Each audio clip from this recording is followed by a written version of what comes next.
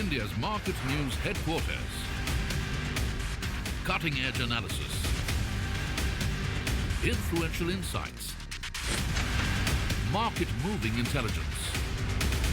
Broadcasting live from the CNBC-TV18 Motilal Oswal studios in Mumbai.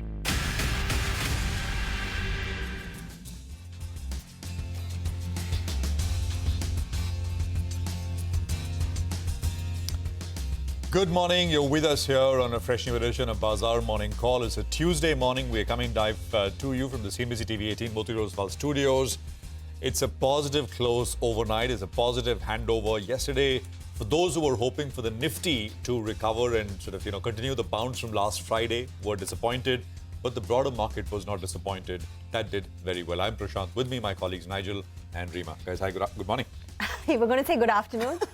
Yeah, I was going to say. But you said hello and welcome with so much energy and enthusiasm that one would have mistaken today to be a Friday. But when he said hope, we were discussing India-Australia, right? It looks like we're losing hope there. No, we're not. We're not? We need to avoid that follow-on. We have around 85 runs to do that. So I'm hoping that our boys avoid the follow-on. And I think yesterday we saw some kind of profit-taking. But otherwise, if you look at the broader markets, it was a very, very good day. So Prashant, let's get straight to the action. Waiting to hear it from the Fed. But otherwise, I wouldn't be too worried. I want to be a little Rima's in a mood, huh? We should be careful, Nigel, today. No, I mean, I'm working with Rima for the last 13, 14 years when she smacks it out of the park. Okay, well, let's just begin with what you need to know right in the top, right, in terms of the cues. And let's start with overnight US action.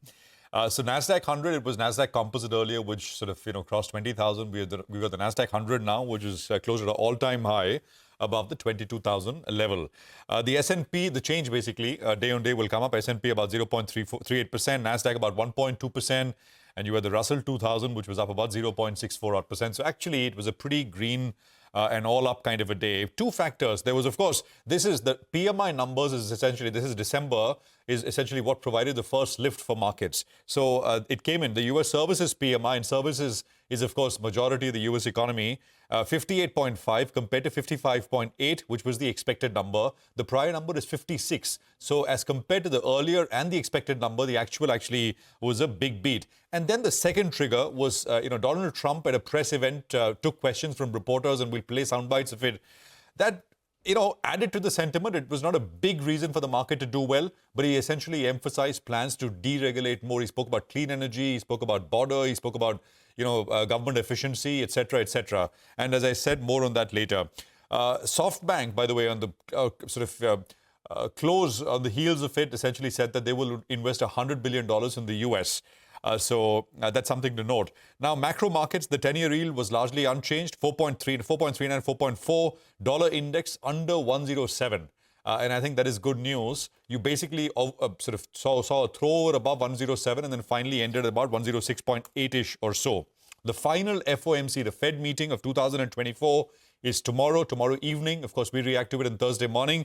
And as I said yesterday, 25 basis point cut is largely fully in the price. Now, just to circle and tie in the levels here, the Nifty did not follow up after Friday's very strong bounce from the smacking it got intraday, and it gave up some of the gains. We had a negative close. The broader markets did well. And I think that is essentially where the story is, single stocks. So for the Nifty, though, supports come in at 24,600 and 24,414. These are two levels, very near term. We left off at about 24,668. And this is the first and the second near-term support levels. And on the upside, the range and the zone which we need to take out remains the same as I put out yesterday morning, 24,770 to 24,850 levels. Very near-term supports for the Nifty Bank similarly come in around 53,300. This is the hourly averages, and immediate resistance does not change. We never got to it yesterday, 53,888. Bank Nifty, by the way, was absolutely flat. And then, the resistance zone is 53,888 to 54,467. Lots of individual names we're going to talk about over the next hour as we head into market open. And that, I think, will remain the focus. GIFT Nifty should give you a sense of how we're likely to start, at least in terms of open, another 70, 75 odd points lower. Rima. But will the activity in the broader markets continue like yesterday, the outperformance? But onto the levels. So Friday and yesterday's intraday high on the Nifty is pretty much coinciding around 24,800. So on Friday, we went to hit a level of 24,792 and yesterday it was 24,781. So just in the immediate term, this would be a level that the Nifty would like to conquer, though, as Prashant said, GIFT Nifty is starting off on the back foot right now. In terms of flows, thinning out, that's the net picture for the DIIs and the FIs right now. Both of them were sellers. I'm going to be watching for the rupee. Now, yesterday, the rupee closed at 84.89. But now we've got the trade deficit number for the month of November, and that has come in at a record high of $37.8 billion, sharply higher compared to the October number of $27.1 billion. Exports are marked low, are significantly lower, suggesting that the global demand is under pressure, and plus imports have surged, particularly gold imports. So, so far at least, we have not hit that 85 handle on the rupee, but, this trade deficit number is a bit of a negative, so we'll watch for the currency in particular. Well, that's right, Rima. And in terms of yesterday's trading action, as you said, the trading is getting a little bit lighter, right? So let's focus on a couple of cues that we're getting. Overnight, overnight, in fact, we did have a couple of cues that did come in with regard to, I think I'll just sit here and do the link today. We had the dollar index as well as we had, crude oil prices. Both of them were a little bit stronger overnight. And if you're looking at the 10-year as well, that as well perked up a little bit. So it's giving you to wonder whether or not the Fed is going to come out with a negative surprise, which incidentally would mean that they skip that 25 basis rate cut. Let's focus on a couple of cues. And what do we get from the FIs overnight? Well, they unwound some long positions. Close to 11,000 contracts is what they unwound. And if you're looking at the short positioning, you pull up a chart, you'll see that the short positions have doubled in the last 1 week or so. So it was at around 37,000 contracts. That's moved to around 75,000 contracts. The client long positioning as well, that's moved up by close to around 50%. So both of them are going in their respective directions. Long positioning was around 1 lakh contracts. That's gone to around 1.5 lakh contracts or thereabouts. Moving to the options data then. You have two strikes that were active. 24,700 call, 24,650 put. Both of them were fairly active in yesterday's trading session, which gives us the broad levels. I think the market's in a bit of a range.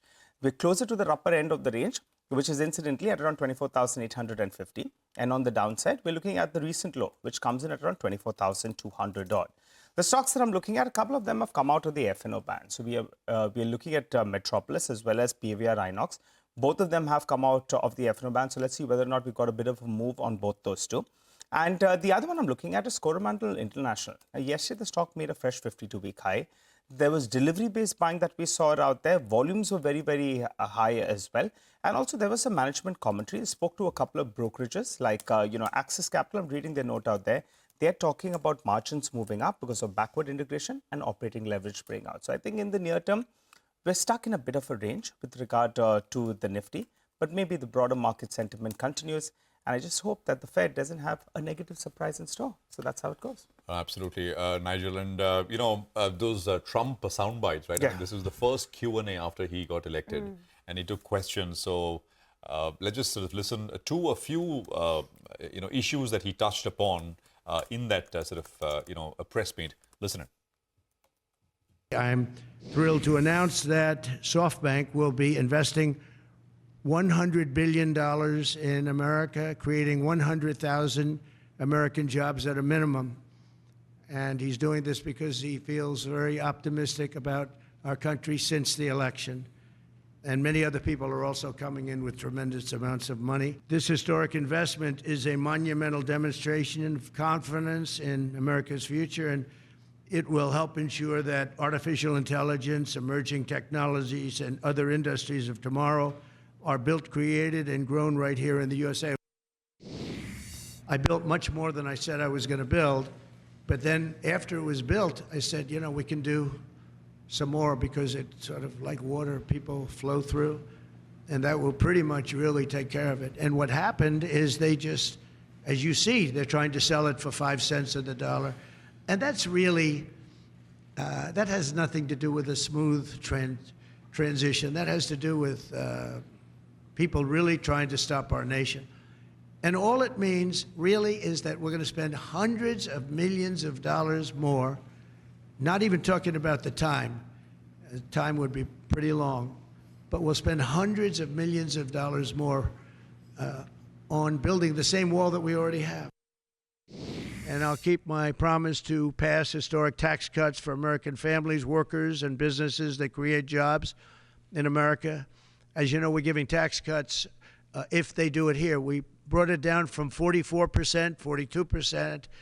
In some cases, it was 39%. We brought it all the way down to 21%. And now we're bringing it down to 15%, but only if they make their product, their car, or whatever they're doing in the United States, in the U.S. Well, that's President-elect Donald Trump's first, as I said, Q&A interaction with the press there. And, of course, 20th of January is the inauguration. Richard Harris is with us, Executive Director at Port Shelter Investment Management. Richard, good to have you with us here. Mr. Trump, I mean, I think you can agree, disagree, but he generally tries to do what he said he will do. What did you make of it? Anything sort of stand out, jump out at you? You know, those tax cuts are something which we'll have to see, right? What does that mean for the fisc, which is already about 6.5% fiscal deficit in the U.S.? You know, would we see much higher rates and sort of bond yields actually into 2025? Your thoughts? Well, I think you picked out of all of those clips the one thing that does make real importance, and that is the tax cuts, because he gives no indication on how he's going to fund them. I guess he's just looking at increasing more debt. And of course, that leads us into, I think, one of the key issues that many of the more forward-thinking analysts are looking at the moment, which is that the US is increasingly in debt. Okay, they can afford to fund it at the moment. But we saw the same thing with Liz Truss in the UK. She demanded instant tax cuts. Trump is demanding instant tax cuts with nothing to fund it. And of course, what happens then is you get the bond vigilantes, the people who actually price bonds, saying, well, you know, if there's more debt on the market, it's going to be worth less. So, you know, what that does is mean that interest rates go up naturally. So the whole idea of tax cuts, I think, is very dangerous from the US. I wonder whether Trump will actually be able to do very much because of the bond vigilantes. But, you know, it is a concern, I think, for investors. Richard, all eyes on the FOMC meet today. While the Fed may still go ahead with a rate cut, you know, there is still some, you know, people are wondering whether he might sound a little cautious in the press conference, because that path to 2% inflation seems to have stalled as per the latest data. What's your expectation, not just in terms of the outcome, but in terms of what he will signal for the future? Well, I think that's the key issue. The rate cut, I think, is probably quite likely. You know, I think market commentators feel it's almost a done deal. And of course, markets have built that into prices. So what we will be doing is looking forward, you know, what's likely to happen next year. And in a sense, it's anyone's guess. You know, the big question is whether Jay Powell will actually be there in a few months' time, because it's quite clear that he's generally looked to oppose Trump. Trump is very much one for reducing interest rates. After all, he's a real estate developer. That's how he got rich, was low interest rates. His secretary for the Treasury is a hedge fund manager. He got rich on low interest rates. So I think there'll be a push by the politicians to keep rates low. And it really depends how much the Fed is going to push back on that. So it is, I think, likely to be quite a battle there. It's difficult to see exactly what's likely to happen, except that I would say that the biggest probability is that Trump's economic policies are inflationary, are not particularly good for the US economy, and that might indicate that interest rates will go down because the economy is slowing. Hi, Richard. Good morning and good to see you in. What about India? You know, we have slowed down a little bit, that increase that we are seeing in terms of the stock market action. But, you know, we've pulled back as well, you know, in the last couple of weeks. What's your view getting into 2025? Where does India feature in terms of the top equity markets that you're looking at? Well, I think if we carry on as we are, global markets stay reasonably buoyant, then India itself, too, will be reasonably buoyant. Don't forget that the markets had a fantastic run this year, and not just this year, of course. So I think we need to bear that in mind, the fact that it will have breathers from time to time. Coming to the end of the year, trading tends to slow down. People tend to have fewer convictions. The delicate period, I think, for India and world markets will be maybe the first couple of weeks of the year when people will reassess and start to readdress about what they think about 2025. 2024 has been a fantastic year for equities in general, unless you've been in China. But everywhere else, it's really been pretty good. So I think the first couple of weeks, we will see people look to address the issues of the future, and maybe we will see some price downwards. If that happens, then, of course, India really can't resist it. But I think that, again, the base case is likely to be that the markets will continue to look relatively buoyant, and so too for India. Richard, it's a pleasure. Thank you very much for joining us here this morning. But you may want to listen into our next sort of chat here, because this is very important India macro data which came through yesterday. November goods trade deficit has come in at the highest ever monthly tally of $37.8 billion, largely due to a sharp 330% rise in gold imports to $15 billion. A near 5% fall in November goods exports added to the deficit. Lata is here to put all of this into some context. Lata, good morning. Good morning. Yes, it's not looking like a good number at $38 billion, almost goods trade deficit. And as you pointed out, it's largely because of this 15 billion gold imports. We normally average about 3 billion, 3.5 billion. It's never gone beyond that. 5 billion in an occasional October Diwali time last year, October 23. But November 24, Diwali took gold imports to a new high. And exports also kind of not helping at that time. Now, the government had a press conference, the Commerce Ministry, and their reasons were very legit. The world is not growing as fast as we are, so the exports are kind of petering out, while our consumption of imports is not falling because the economy is still chugging on well. But the big talking point, gold, is largely because gold prices went up. If you remember, all through October, we were almost hitting nearly $3,000, $2,900. So there was this frenzy of asset diversification, and that led to a lot of gold imports. But now the cycle has come down. We are back to about $2,600 in gold.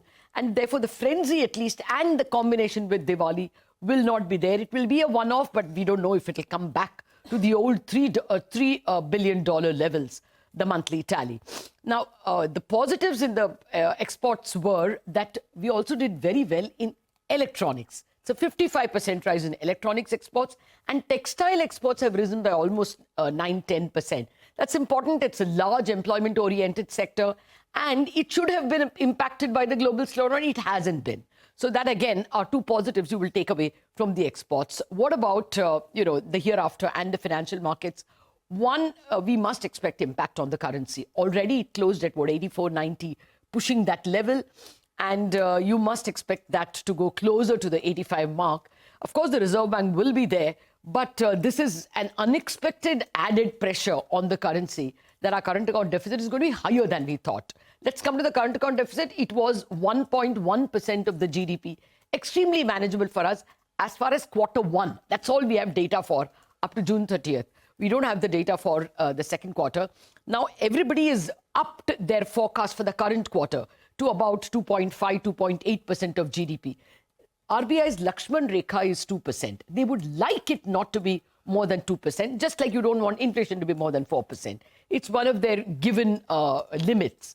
But if you take the year as a whole, chances are that at the most it would go to 1.5% current account deficit as a percentage of GDP. And the positives would be as follows. The services surplus. In fact, this $37 or $38 billion trade deficit already comes down to about $20 billion because of the services surplus. $17 billion services surplus is also a new high. We normally get about 11, 12 billion. So its services, clearly GCCs and perhaps even IT exports have been doing well, and therefore that will counter to some extent. A second counter will come from crude. We have seen that it's largely around hugging that $70 mark, 70 to 75. Therefore, crude bill also is expected, again, because of the use of renewables, etc., to be a counter. And gold, of course, is likely to be a one-off. So it's not really all hell, but today we could expect rupee to move towards 85. So I guess IT stocks will be in the radar. Well, IT was under pressure because there are fears that perhaps the Q3 earnings season may be a bit subdued. But will IT rebound today, given the weakness, perhaps the possible weakness in the currency? But let's tell you what the corporate interactions we've lined up for you on our show. So first up, at 8:35, we have Suvankar Sen of Senco Gold and Diamonds joining us as the company has raised 455 crore rupees via a QIP. At 9 a.m., we'll talk autos. Abhishek Gaushinde of Mirae Asset Sher Khan will join in as the GST Council has recommended a hike from 12 to 18% on old and used cars. 9:20, Shreyas Devalkar of Axis Mutual Fund will be our market master of the day. At 9:30, the management of InoxGFL Group will join in to discuss their foray into solar manufacturing. And following that, Manoj Sanghvi of Ratnamani Metals and Tubes will be chatting with us to talk about the export orders the company has been winning. At 9:50, Jairam Sampath of Keynes Technology will join in to discuss the PLI opportunities in the electronic manufacturing space. And towards the end of the show, as always, it's our special segment, It's the Economy. Lata will talk to S. Narain of ICICI Pru on the outlook for 2025 for the Indian markets. Well, time to slip into a quick break. We have a lot of stock-specific action to track for you in our special Top 10 segment. For the time being, we're running you through the list. We'll look at Vedanta, Gravita, Wipro, Industars, GMR Airports. All of them will be reacting to positive news flow. Add to the list HPCL as well as Texmaco Rail. On the flip side, Mankind Pharma, Mindspace Rates and HCC will be reacting to negative news flow. Slip into that break, come back, we'll get into further detail.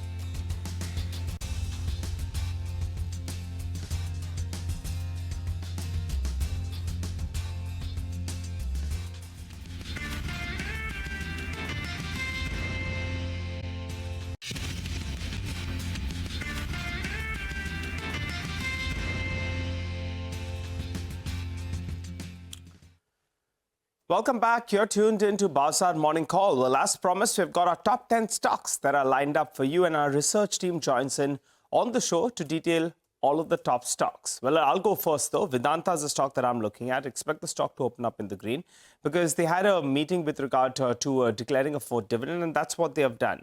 So the fourth dividend has come in at around 8 rupees 50 paise. The record date as well will be December 24th.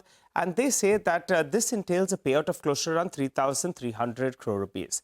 Out of this, the promoter is the biggest beneficiary because they get close to around 1,874 crore rupees. Majority of the funds will be used, most of the money that they've already raised actually for FY25 has secured the promoter entity, which is Vedanta Resources.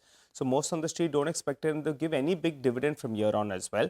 But if you look at it, in FY25 so far, they have declared 43 rupees 50 paise. To just put into context, at the start of this calendar year, the stock price was around 260 rupees. They've given 43 rupees 50 paise.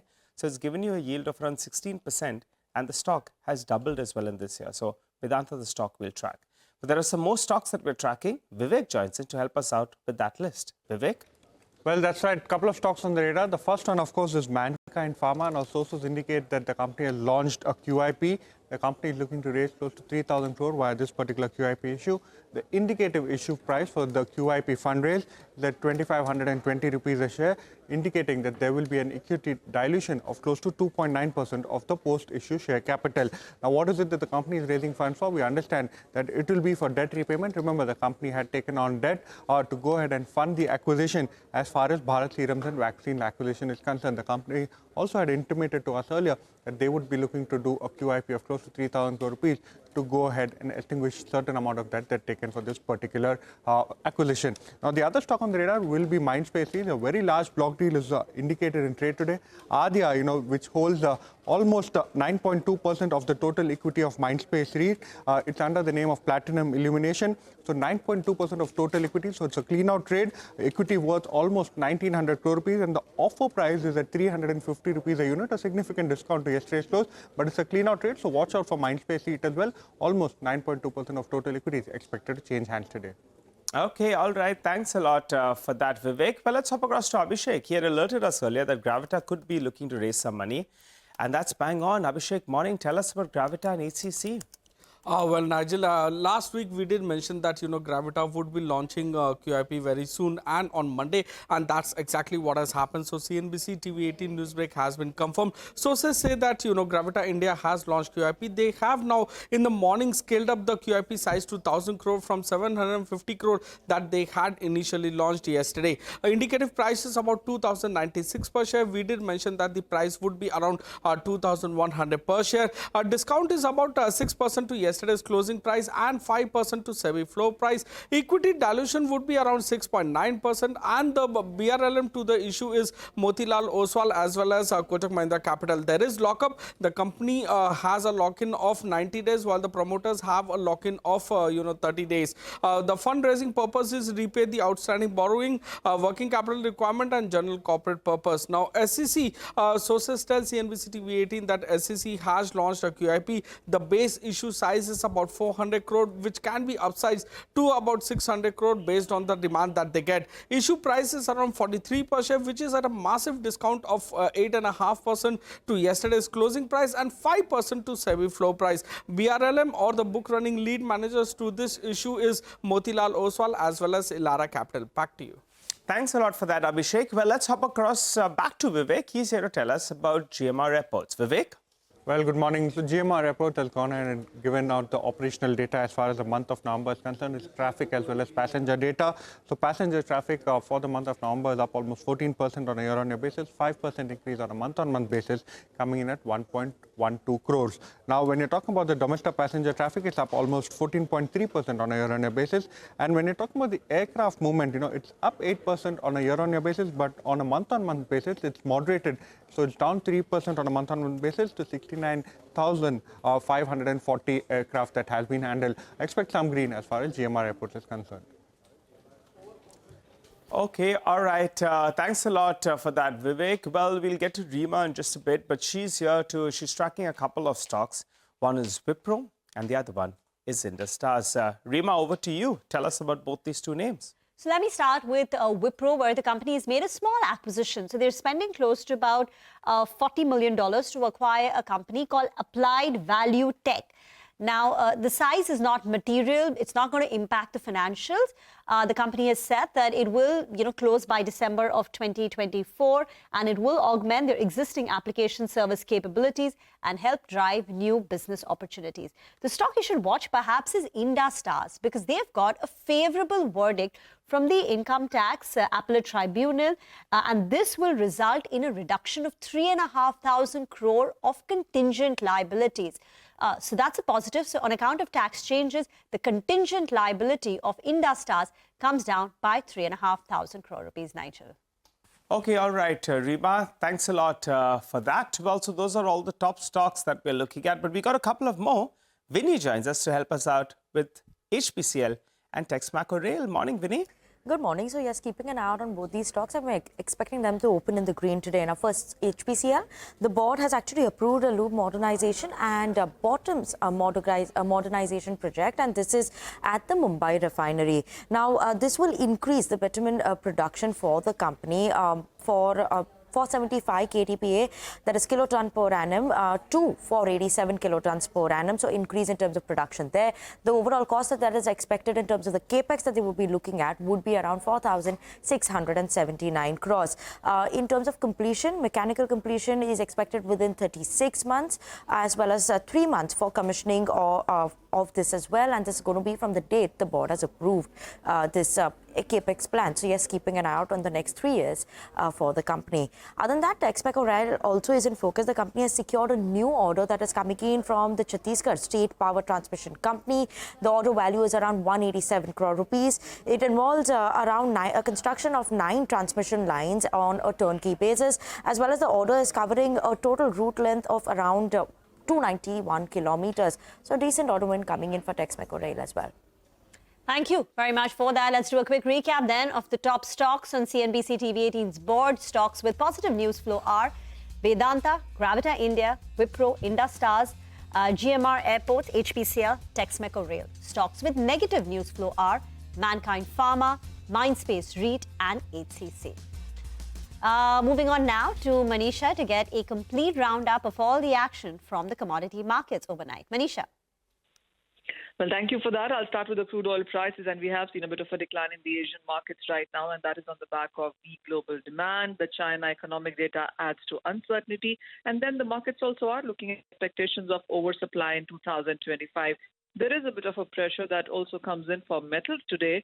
Copper has seen a decline for a fourth straight day. Aluminum is trading at a one-month lows. We've seen sharp declines, by the way, come in for steel and iron ore yet again today. And the coal futures are now trading at April lows. So, well, we clearly are heading to the year end, and we are looking at winding down of many of these commodities. But the major focus clearly would be on the U.S. Fed meeting. Well, that starts today. We will hear an announcement tomorrow, the last one for this month. And while there is a 93% probability of a 25 basis point rate cut, but the markets clearly would be focusing on the outlook of policy for 2025. The next couple of days are going to be important. Thanks a lot for that, Manisha. Well, for the time being, though, we'll slip into a short break. Up next, we'll connect with Amnish Agarwal, Head of Research at Prabhudas Lilladher. He'll help us out with some fundamental analysis. Don't go anywhere.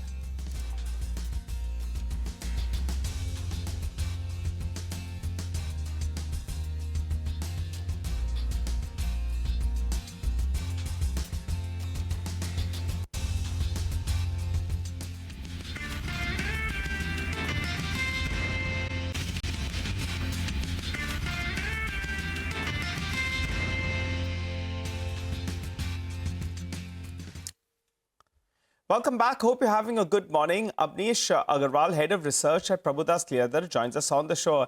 Hi, Amnish. Thanks a lot for joining in. Amnish, Vedanta, that's been actually the stock of 2024. Out of nowhere, the stock has doubled. It's given you a dividend of around 43 rupees 50 paise. And that drives home the fact, right? This market is not meant for the faint-hearted, because you bet on Mr. Agarwal and you've actually made big money this year. They've declared a dividend now of around 8 rupees 50 paise. What's your view on the stock? You see, we don't have a formal view on this stock, but having said that, I think all the mining companies have done off late, and Vedanta has got, I think, strong cash flows, and that is why it is just, you can say, paying dividends, and the dividend flow has been quite strong. But I think incrementally from here on, it will all depend on how the global situation continues in the commodities. Okay, all right. Cut that. Amnish, what about this entire air traffic? We're in the festive season. You know, hotel rates are moving up. Air traffic as well as moved up. GMR Airports has come out with their update for November, and that's looking good. It's mid-teens. And December, in all probability, could be even better. How do you play this theme? You know, clearly this festive season, the spends are moving up. What do you like? Airports, hotels, aviation? You see, this entire space, when it comes to, say, particularly 3Q and 4Q, these are the peak seasons for whether it is, you can say, travel, marriages, hotel industry, airports. And the post-monsoon festival season is the best time. But having said that, if you look at the overall consumption space, I think discretionary consumption in general is a bit better than I would say, the day-to-day items. And there too, I think hotels, airports, aviation, all these segments are doing well. Now, it can't be attributed just to marriages or something of that sort. But I think overall, it also shows that the consumer spending continues to shift in favor of discretionaries. That is clearly one. And secondly, in all these companies, the gestation period is very long. Say, for example, in case of airports, every big city is having an airport. You can't have a second player. Similarly, in case of hotels, also gestation period sometimes goes to at least 3 to 4 years. So I think the cycle into which some of these industries are currently operating, I think that cycle may last for, you can say, some time more. Now, having said that, I think as far as the play is concerned, I think your Indigo, which is your Interglobe Aviation, is one stock which we like. Secondly, on the aviation, on the hotel side, I think some of the stocks, for example, Lemon Tree is there, Chalet is there. These are the two names which we cover. But having said that, when the industry does well, then all the frontline names, whether it is Indian hotels or others, I think they will also do well. And I think hotel industry, I think it is going to be a third year in running where they are doing well. I think a couple of more years might be in store where the growth rates will be good. But definitely, As we go along, the pace of growth might slow down, maybe from next year. Amnish, if we could just request you to stay on, we'll field you more questions. But for now, Senco Gold. Let's invite the first management on our show today. Recently, the company raised 455 crore rupees via a QIP, and marquee investors like Tata AIA, ICICI Pru, Sundaram Mutual Fund, Bandhan Small Cap, all of them participated in the company's QIP. In an earlier interaction, the company had said that this fundraise was primarily for working capital, and they plan to add about 18 to 20 stores annually. Suvankar Sen, MD and CEO at Senco Gold and Diamonds, is now with us on the show now. Mr. Sen, thank you very much for joining in. This is Rima here. Give us some more details. 455 crore via QIP. What would be the exact utilization now? And do you already have cash on the books? So, for the next, few 1 year, 2 years, lay out the capex plans. So basically, initially we would be looking at reducing, some amount of debt, but that is going to be a temporary phase. And in the long run, the whole objective is that every year we intend to open about 18 to 20 stores. And out of the 18 to 20 stores, what we were targeting, about 8 to 10 stores will be company-owned, company-operated, and 8 to 10 stores would be franchisees that we would be aiming to open in the tier 2, 3, 4 towns of the country, focusing more on the eastern and the northern part of the country. Now, for each and every store that we open, with the gold prices that have gone up by almost 25% over the last 1 year, we would be requiring anything around 20 or 22 odd crores.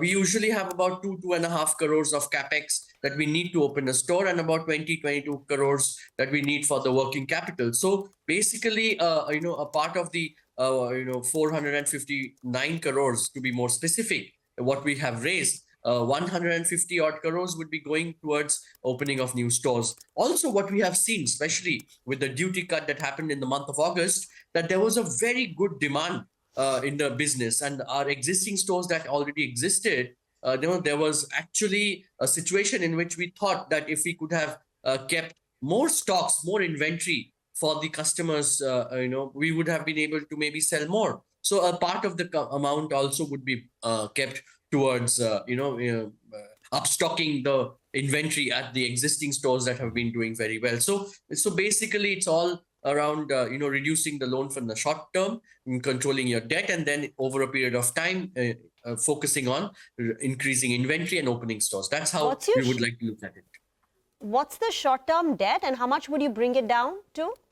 So our debt is mostly in the form of, metal gold loan. So we have about 1,500 crores of loan, out of which about 60%. So that's about 1,000 crores that we take in the form of gold loan. And since we are doing, hedging, and hedging is a process in which we are either taking metal gold loan where the price is unfixed, or we are selling in the futures, on the MCX. So 1,000 crores is metal gold loan, and 500 crores is the cash credit that we have in the books. Suvankar, hi, good morning. Prashant here. Somebody I was talking to was saying, well, if you think about it over a long sweep of time, within what you call consumer sectors, maybe the one space which has made the most amount of money for investors is jewelry companies. And we've had Senco, of course, has come to the market not that long back, but we got others listed for a long time. But you have also delivered, and your stock has also done very, very well, as have others. That's having said that, Suvankar, if you can tell us, with this investment, with this sort of fundraise that you're doing, and you said, where is this money going to go towards? How much is this going to be towards the non-jewelry, newer segments, newer areas that you want to build out within Senco? We've formulated the company Sensex as a wholly owned subsidiary of Senco, and which is focusing on lab-grown diamonds and leather and perfumes. But I believe that the non-jewelry part of it, that the money will be utilized, will not be more than 40 to 50 crores. And that also won't be an immediate investment. It will be over a period of time. So see, every year we intend to, we are planning, and what we see is about 200 to 250 crore of PAT that is estimated as per the projections. So it's not like this whole money will be utilized for the non-jewelry segment right away. It's going to be a phased out process, but what will be immediately utilized right away is the inventory for the stores that are there that are doing well, or the stores which are coming up. So that's how one has to look at it. All right, Suvankar, I missed that number. 250 crores is what?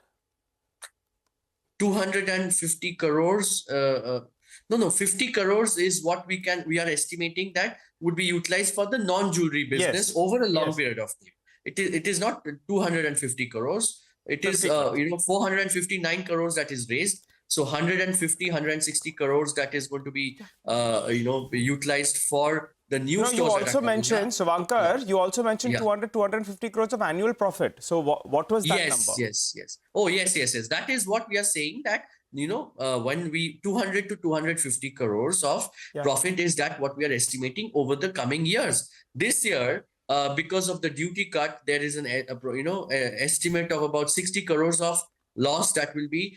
It's a one-time loss that we are assuming going to happen because of the loss of the duty paid due to the government duty cut that happened in the month of July, August. But other than that, year after year, we are all estimating that there will be a profit that the company will be earning of 200 to 50 crore every year. So that is where the profit will be utilized for the new businesses also. It is not only the money that we are raising in the IPO. That's what I'm trying to say.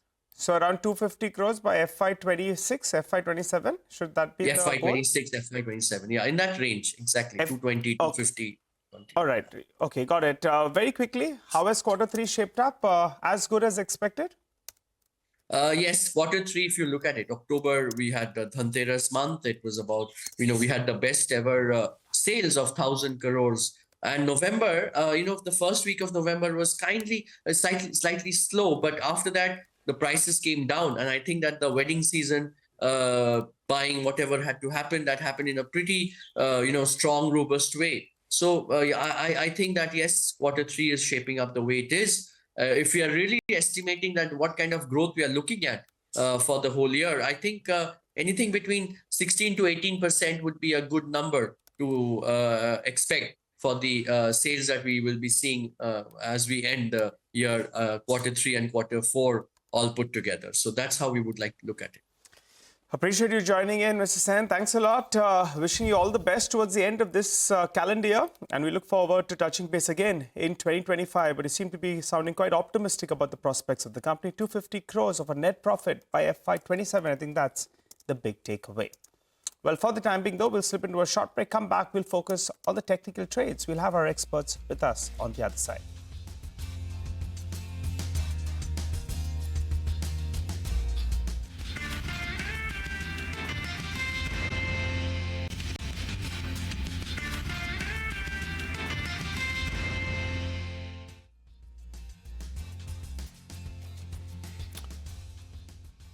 Welcome back. Good morning. If you're just joining us here on Bazaar Morning Call, let's just quickly take a look at some of the technical ideas which are coming your way this morning. We've got, by the way, some news flow which we should address as well. We'll get to it in just a bit and put that into context. This is with regards to Spark. Sun Pharma Advanced Research signs binding letter of intent with UCSF, I think, to pick up a stake. This is what is coming through. But more on this with our research team. Mitesh and Sudarshan are with us with what they'd like you to do this morning. There's 7 minutes to go for the pre-open session. Gentlemen, good morning. Thanks very much. Mitesh, how are things looking today? I mean, yesterday, maybe, I don't know if it was a disappointment. It didn't feel like a bad session because the broader markets, so many single stocks were buzzing around, even as the Nifty saw no follow-through after Friday's ramp-up. So, Prashant, I think, my sense is that despite that big recovery which happened on Friday, it kind of prevented the breakdown on the lower side. But I think it just put the Nifty back into this range of 24,500, broadly give and take a few points over 24,800.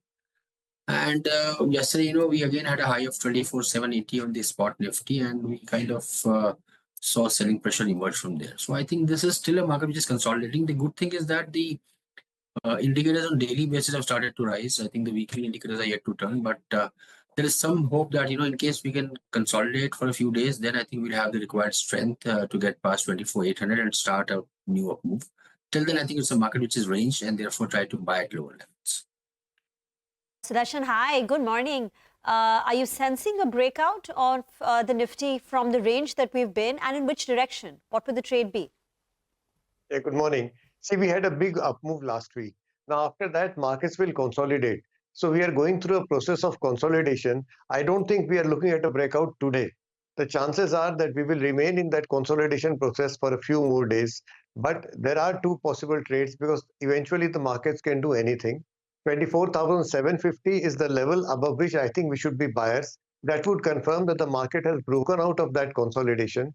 The second trade is on a sharp dip to 24,400. That would give us a buy on dips opportunity. Between these two levels, if the Nifty moves around today, I would just observe and stay away. Okay. Got that. Sudarshan, morning. What would your specific stock ideas be? Well, it's a mix today, and that's rare. We have short selling ideas coming in, surprisingly. Hindalco is an intraday short with a stop above 665. Balrampur Chini is another intraday short with a stop above 595. And there are two buying ideas. The first is Ashok Leyland, where a buy is possible with a stop under 230. And Marico, which is giving a very attractive chart pattern, is a buy with a stop under 635. So it's a mix. Mitesh, what about you? Yeah. I also have a mix of buy and sell ideas, though I think my bias is slightly towards the long side, so more of buy calls. The pharma sector, after a good correction, might give a reversal. So I'm looking at Aurobindo Pharma to be bought with a stop below 1229 for targets of 1280. And Ipca Labs is a conditional buy. It's showing good traction, good pattern on the charts, but some kind of a price pivot needs to be taken out, and that pivot is about 1580. So buy above 1580, keep a stop at about 1555. Look for 1635.40 as the target area. That apart, fertilizers did well yesterday. So Coromandel is a buy with a stop below 1800 for targets of 1860, and one sell call. That's Hindalco. Keep a stop at 665.5. Look for targets of 630. Thank you, gentlemen, for those trading ideas. We'll come back to you. For now, it's a break. On the other side, the pre-opening rates. And we'll also talk autos. Abhishek Gaushinde of Mirae Asset Share Khan will join in as the GST Council is likely to discuss hiking the GST rate from 12 to 18% on old and used cars. We'll also talk about the December Vahan data. Stay tuned.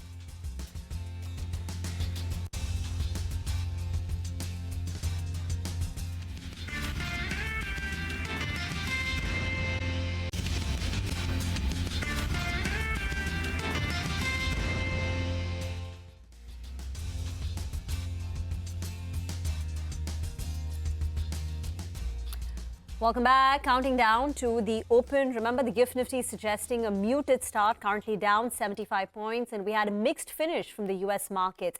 The Dow declined for the 8th consecutive session. This has happened for the first time since July of 2018. But the Nasdaq continues to soar, closing out with a gain of more than 1% at record high levels. Asia is also a mixed picture. But again, the moves on either side are not very significant. Amnish Agarwal is still with us on the show now. Amnish, first come in on Zomato. That's on our radar because next week, Zomato gets added to the sensex, effective 23rd of December. And it will be the first new age tech company to be a part of a frontline index. Now, as a part of this rejig, I think Nuvama is estimating that we will see inflows of more than $500 million. Now, this week, investors seem to be favoring Swiggy, at least off late, Swiggy over Zomato, considering the valuation discount. Where would you come in on Zomato versus Swiggy? See, if you compare Zomato and Swiggy, definitely today Swiggy is where, say, Zomato was a couple of years back in terms of whether it is AOV, whether these are other, you can say, margins and other parameters. Now, Zomato is actually showing you today profitability, the balance sheet is strong, whereas the Swiggy is indicating that it might take, say, another 4 quarters for it to start turning positive at the EBITDA level. So in terms of numbers, there's a lot of gap between the two, but at the same time, in terms of the valuations of the market cap also, Zomato is, I think, close to double where the Swiggy is getting traded today. I think both the companies have been growing, but the bigger, you can say, but the food delivery business is something which is now more like a steady business, and it is not likely to show, you can say, high growth. In the current context of Zomato being added to the index, I think the people are looking for, you can say, more stable, established company with multiple streams already in place, with now district also coming in. Zomato is firmly in place. Swiggy is, I would say, today in a situation where you are getting it cheaper. Maybe if the things pan out the way the company is looking at, if it actually shows turnaround over the next 4 quarters, then there's a probability of some valuation you can say catch up happening in Swiggy versus Zomato. Amnish, thank you very much for joining in. We want to talk autos too. The GST Council is going to meet on the 21st of December. And on one of the items on the agenda is hiking the GST rate on old and used EVs and smaller petrol and diesel cars. So currently, the larger vehicles, SUVs, are taxed at 18%. But some of the smaller cars, including EVs, is taxed at 12%. So now what is under consideration is align the rates, increase the GST rate on these smaller petrol, diesel cars and EVs from 12 to 18%, which would be similar to what larger cars and SUVs are taxed. So this is one of the items on the agenda for the GST Council meet on the 21st of December. So to talk more about it, Abhishek Gaushinde, Deputy Vice President Research and Mirai Asset Share Khan is with us on the show now. Abhishek, morning. How would you read if this happens? See, broadly, currently all these things are in talks only. And even if we see that, especially for the EV sector, so properly there is no proper or adequate second-hand market is available.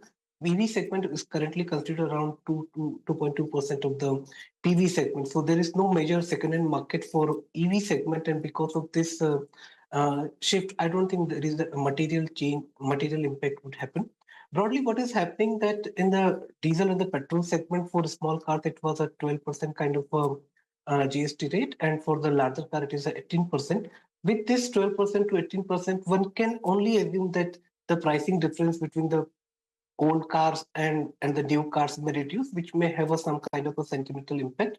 And second thing is that the anomaly between the GST rates on the smaller car and the larger cars would come down as in the IC segment, this second-hand car market is somehow very large, almost 1.2 to 1.8x of new car sales. That kind of a size is there in the second-hand market. So there is some hope that because of the increase in the GST rate, and assuming that it would be implemented on the prices of the second-hand car market, for some the pricing differential between the old small car and the new small car may reduce, which can be considered as a sentimental positive for new small car. So the used car market is 1.2 to 1.8 times that of the new car market, right? Yes, so what are the pricing implications for the new cars? Now, because the pricing differential between new and old comes down, will it push the buyers towards buying the new cars, and therefore it could be read as a positive? Or would, now since the price of the old car is going up, the used car is going up, will this be an opportunity for car makers to increase the prices of new cars also? How will this work out? See, broadly, currently the demand for the small car segments is still weak. So if it happens, I don't think that this OEMs would consider an option of increasing the prices of the new car. Although the affordability rate or the differential rate would be more in the favor of the on the new cars. So in some cases, the customer may opt for new cars, but it's all depend on the quantum of the benefit, as the definition of a small car itself is a very different and dynamic. But what we can assume that it would have a more of a sentimental impact. We can't be quantified exactly because the customer behavior of a used car market and the new car markets are completely different. So say, for example, those who are going for a first time car buyer, and if he wants to buy a small car, but at same rate, if it is getting a large car, then he may opt for a second-hand SUVs or second-hand large cars. So it can't be quantified, but what we can assume that it would have a positive sentimental impact on the new cars. Any stock implications because of this? I say largely in a small car segment, we have Maruti is the largest car player. Although the quantum is not so high, which may change the overall dynamics, but on a structural basis, it will reduce the anomaly. So in that sense, it would be positive for them. Okay, fair enough. We also had the Vahan December data. And in the two-wheeler electric market, Bajaj Auto has now become the leader very quickly. And it's taking market share from Ola. What are your thoughts on, the Vahan data, which has been released for the first 12 days of December? See, auto sector is a game of statistics only. So just by selectively bringing a data for a definite period, we can't build up a larger picture. But what is the thing is happening in the electric two-wheeler segment is that it's now entering into the second phase. In first phase, the new players have developed the market and created the awareness. Now it is a 15-16% kind of a penetration where this cash-rich larger players are coming out.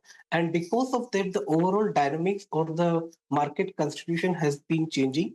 It is right that the Bajaj Auto and TVS Motor has been gaining market share. So say, for example, in FY23, top 6 players were constituting only 67% kind of a market, electric two-wheeler market. But now this top 4 or 5 players are constituting 83-85% kind of a market share, in which Bajaj Auto and TVS Motor are the leading player.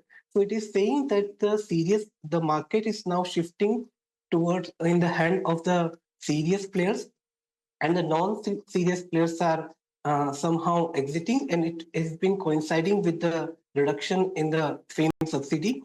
And this is giving us thought that the consolidation would take place in the electric two-wheeler segment.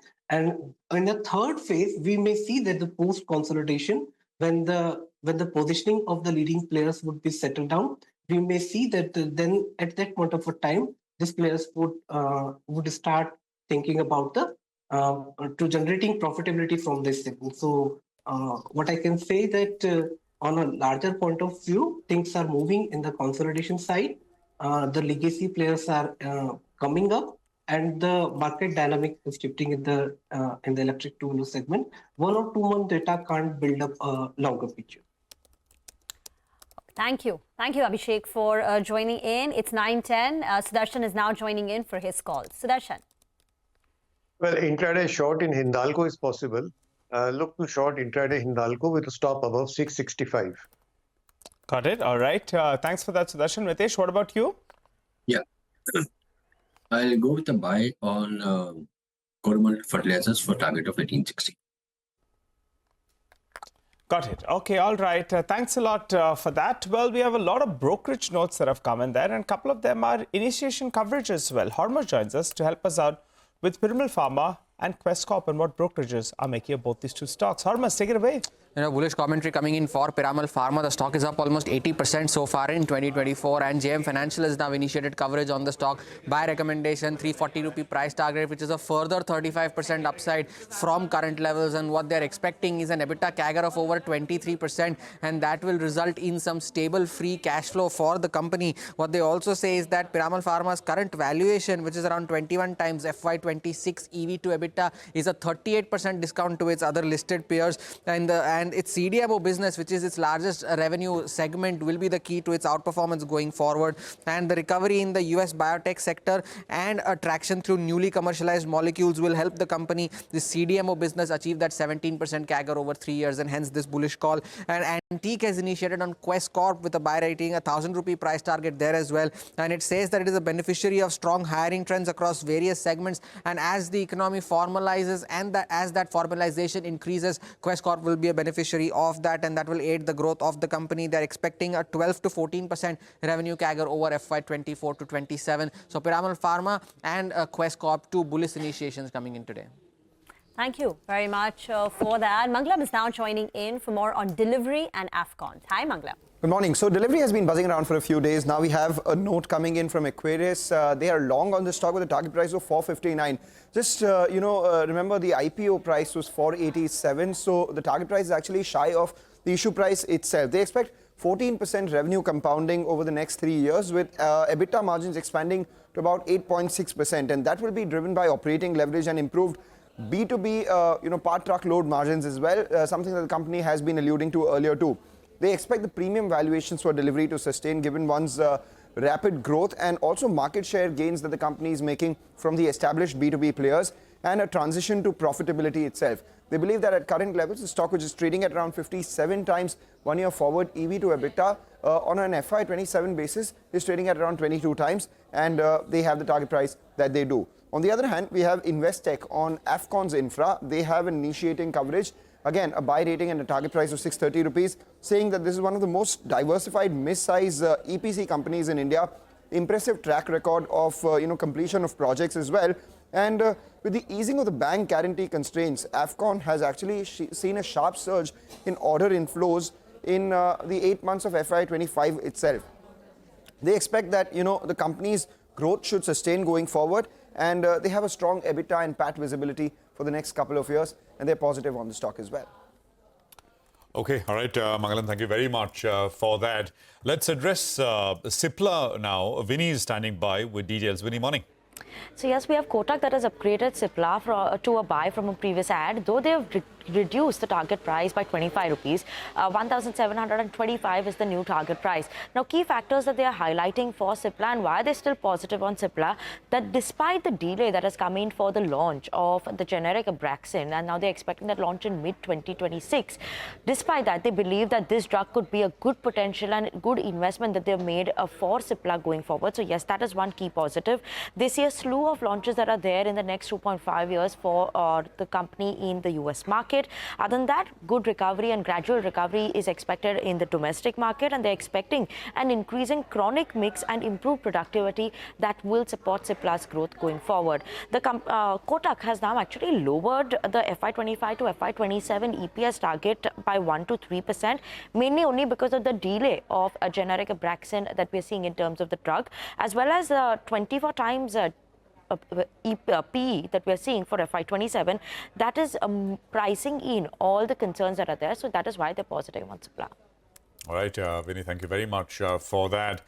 We've got the first rate starting to come up. We'll address the open and then get down to individual names, as we always do. So the pre-open is settled 80 points down on the Nifty and about 236 points lower on the Sensex. What do we have? So 24,600 on the Nifty and 53,440 on the Bank Nifty, both down about 0.26%. The Sensex is down something similar, about 1/3% lower. Mid-caps are absolutely flat. The mid-cap index, the mid-cap 100 index is absolutely flat, nothing on it. And you got mostly, actually about 38, 39 names out of the 50 Nifty stocks up on your screen, which are opening in the red. And it's a small cohort of names, which actually is higher at this point in time. So it's a subdued start, at least as far as the word go is concerned. Well, in terms of the frontline action, Cipla is the top Nifty gainer on the back of the Kotak upgrade to buy. Target price set at more than 1,700, 1,725. The current market price is 1,475. So there is a fair amount of upside. Wipro has opened up in the green, though on the flip side, Infy is down nearly 1%. Now, CLSA in a note says that Infy is now getting into weak H2 seasonality, with Q4 even weaker than Q3. But they say Wipro could see another leg of re-rating if they announce any capital allocation changes. And for Wipro this morning, there is that small tuck-in acquisition of $40 million that the company has done. So Wipro is holding up in the green, not much, but the rest of the IT pack is still down. So Infy down more than 1%. TCS down close to about 0.5%.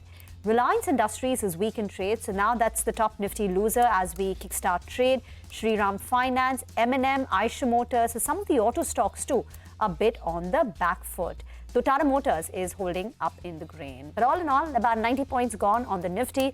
Sensex down close to about 300 points. Mid-caps flip-flopping between the red and the green line. Well, that's right. Just take a look at a few of these stocks that are moving well. Piramal Pharma up close to around 4%. The initiating coverage clearly having an impact on the stock. It's moving up. Enviro Infra, it's been moving from strength to strength. Keep in mind, this float issue needs to be kept in mind as well, because some of them, the float is quite limited on them. But that stock, from the word go itself, from the time of listing, that's done well. Gravitas, Abhishek had told us that they're going to be doing a QIP. Yes, they're doing the QIP. And now, in fact, it seems demand is quite good. So that's why that stock, in fact, is seeing a good amount of traction. And they've gone ahead and increased the size as well. A few more notable movers. We have, Chambal Fertilizers, the one that's up close to around 2% as we speak. So good up move is what we're seeing on that one. On the flip side, we have HCC. Well, that stock is coming for some mild profit taking as we speak. So that's down close to 2%. They as well are considering raising some money. The breadth of the market continues to do well. And there's a lot of stocks actually that are moving around. Nahar Poly, we don't normally talk about this stock. Volume's pretty okay. A lakh, shares have been traded. The stock is up close to around 15%. So big move is what we're seeing out there. Fairchem Organics, that's another stock that's moved up. It's moving very, very well. So that one as well, up and about in today's trading session. So both of them, big movers out there. On the flip side, a few stocks on the downside. Just to highlight a couple of them, TFCI Finance, so that's rather strong. You have KPR Mills, again, it's down close to around 2.5% or thereabouts. But yesterday, from the lows of the day, that one did see a bit of an uptake. So Prashant, Rima, story same. Nifty is a little bit lower, but the mid-cap index, plenty of stocks doing well. Absolutely. And, you've got 1,230 stocks which are higher and about 900, just under 900 stocks which are lower at this point in time. So it's definitely more up than down. The biggest volume-led gainer is a stock called EIEL. It's a 5.5%. It's moved up very sharply. It's the biggest. It's got the largest amount of volume as well. From 270, it's moved up to about 350 in the last 3 days, basically. So that's something which we don't see very often. Texmaco Rail is coming up with about a 4% gain. So these, some amount of enthusiasm in some of these railway stocks. I mean, Kernex and Texmaco and ancillary companies like HBL Power, etc. have also, of course, done very well. Gravita India is up 5% this morning, 4.5%, 5%. Something like a Donier, again, it doesn't come up at all, but 12.5% higher on Donier. And it's a big move. 2 days back, stock left off at 130. In 2 days, this is the second day, by the way, from 130 to 180. In a short time span, with 100,000 shares to boot as well. Shakti Pumps is coming up was up 5% yesterday. Again, it's up another 2% or so, starting higher. Premier Explosives was a big mover lately. 2 days back was at 470, 590 this morning. So these are all, the moves are so fast-paced that it's very difficult to keep track. Quest Corp is another one, which is coming up with 5%. I think we mentioned that earlier on. Oriana Power, I think it's a SME. 4.5%. It's got some decent investors though. 4.5% or so. CSB Bank is coming up with about a 6% pop at about 324 as things stand right now.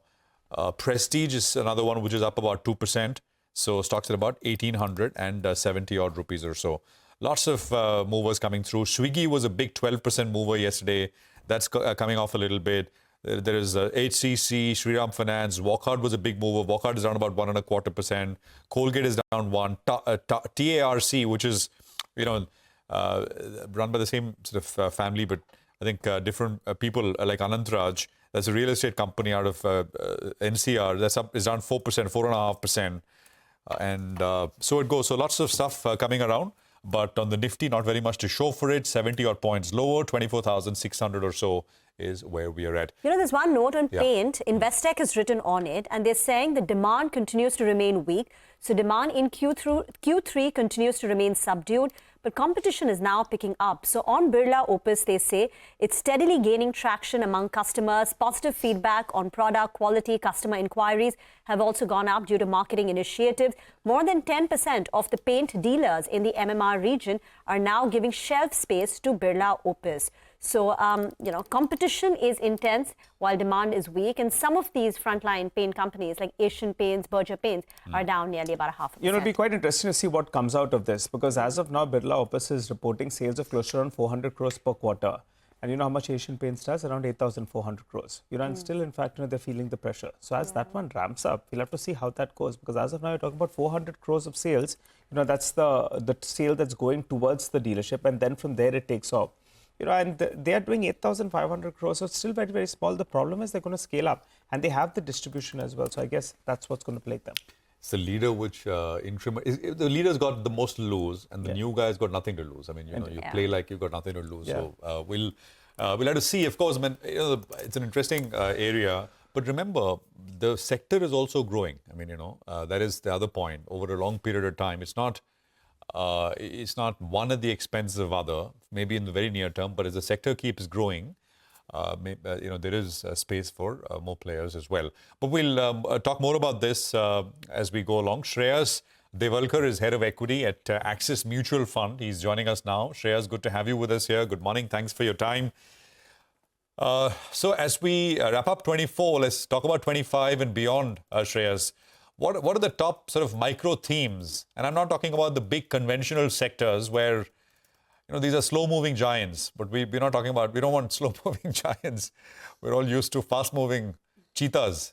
So what are the micro themes really, Shreyas, that one should focus on, which can play out? And I mean, I'm not talking about you to talk about specific stocks, but themes and areas. Yeah. So when you say slow moving and fast moving, the point is that yes, the giants also have pockets of fast moving. But let's start with the fast moving smaller companies. The sectors which are doing well probably, and it may continue to do well. One is especially the renewable power sector. Renewable power sector, also the growth in that is also leading to further growth in the transmission and distribution. So this space, in my opinion, is a long-term story for India and worldwide. It is expected to continue. Second big thing is electronic manufacturing services in India. That trade has started, and there is a lot of progression. Multiple companies are entering into it. And again, as you highlighted, there are not many big companies, especially the listed space. In some of them may be the unlisted space. But in the listed space, especially, there are smaller and mid-sized companies. So this space, definitely, there are multiple policy actions being taken, both by way of PLIs to import duties, etc. So in my opinion, this space will import substitution theme, which can be played through electronic manufacturing services, is definitely the second big thing. A third one, which is about government spending. So in the first half, generally, we have seen that the government spend has been less, and anything associated with that slower spend, which got impacted in the first half. In my opinion, some of the reversal is already seen on the ground. So if you see defense sector, already some of the orders were announced recently. And this is just one of the government spend, but the government spend definitely is going to benefit, especially to the sectors like defense. So in my opinion, these are the areas of particularly mid and small cap. Apart from this, there are certain changes in the marketplace which are happening. One is the clear-cut shift towards quick commerce. It is having its repercussion not only to the quick commerce companies, but to FMCG and all other traditional businesses as well. So one need to really find out the winner loser in this. And that's where one big shift which is happening in the entire consumption basket, which touches right from the FMCG to the retail sector. And then obviously the quick commerce companies and the delivery companies. So this entire pack, you are seeing the upheaval in this, and the different winners and losers coming out. Though there are some of them are in the large cap, but yes, this is where one need to focus on. And one more angle is about EV. Definitely, there are multiple thoughts around it. What are the right price points for EV in India? Whether it is always remain sub 15 lakh car segment, or in case of two-wheeler, whether it will always remain sub or 70,000 scooter segment. I think we are going to see some different trends emerging in this EV space as well, wherein the acceptability need to be checked at a mass market level, with quite a few launches happening from both domestic and international companies in this space. So that is the third, in the large cap space especially, this is what one should watch out for. And coming back to your traditional the traditional companies that are large and not growing, and I'm sure the financial services is one of them. There has been certain unintended impact of credit tightening on the credit growth as well as such so far. And there are certain elements of credit cost also, elevated credit cost. So the reversal of that we need to be watching out for 2025. The way I said that in case of capex, definitely the second half may be faster than first half of the financial year. Similarly, in case of the credit growth, which is slowing down for multiple reasons, any revival on that because of fiscal spend, because of rate cuts, and so on, which one should look forward to in next calendar year. Shreyas, hi. Thank you for joining in. This is Rima here. Now, you own a fair amount of large cap IT in your portfolio. The likes of TCS, Infosys, make their way to the top 10 holdings of your blue chip fund. What have you picked up in terms of what we could hear from the companies, say, over the next 2 quarters? Everyone's watching for the pace of the recovery after 2 tough years. Your expectation from the numbers of these companies, just say for Q3, Q4. IT as a sector actually is more of a portfolio call. So if you notice that, yes, whether the growth rate for IT is in that mid-single digit. So, and probably IT is the only sector where market get excited by just 1 or 2% beat on the growth numbers, unlike any other sector where we need a lot more beat for the stocks to react sharply. So IT, probably that growth rate of mid-single digit, which is what some of them are reporting. Some of them are reporting even lower than that, and some of them are slightly higher than that. So in this space, what we are looking forward to is one, this pack has been one of the relatively less expensive by the traditional metric of valuation, which is free cash flow and the market cap to free cash flows generation. So free cash flow yield, dividend yield, etc. So in that context, as I said, this is more of a portfolio call for us. As far as growth is concerned, definitely the growth has decelerated right from the Ukraine war 2022 odd, and that deceleration and the earning cuts has stopped broadly by beginning of this year. Actually, the earning cuts stopped for this sector, and that's where if you notice that though there are not many upgrades, but just because the earning cuts have stopped, this sector has given us good return in this calendar year. When it comes to the future, in my opinion, the growth rates, as I said, that yes, there may be 1 or 2% upgrades or so, and we need to really watch out for what would be the commentary, and based on that, we should make our judgment in this next 2 quarters. Generally, as usual, again, seasonality-wise, as you know, that December quarter is always a weaker quarter, and as far as QOQ growth is concerned, traditionally, and then on that base, generally the Q4 is relatively better quarter. So that's what has been traditionally case in case of IT sector. It's the deal wins which market will look forward to, because as I said, the absolute growth is not really exciting, especially in the large caps compared to some of the mid and small.